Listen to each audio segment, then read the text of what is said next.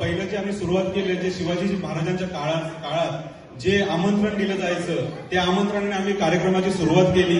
त्यानंतर पारंपरिक जागरण गोंधळ जेवण सगळं घातलं. आता जेव्हा महाराजांना तुळजाभवानींनी स्वतः भवानी तलवार दिली होती त्या टायमाला जो जोगवा मागितला होता तो जोगवा तुमच्यासोबत सादर करतोय.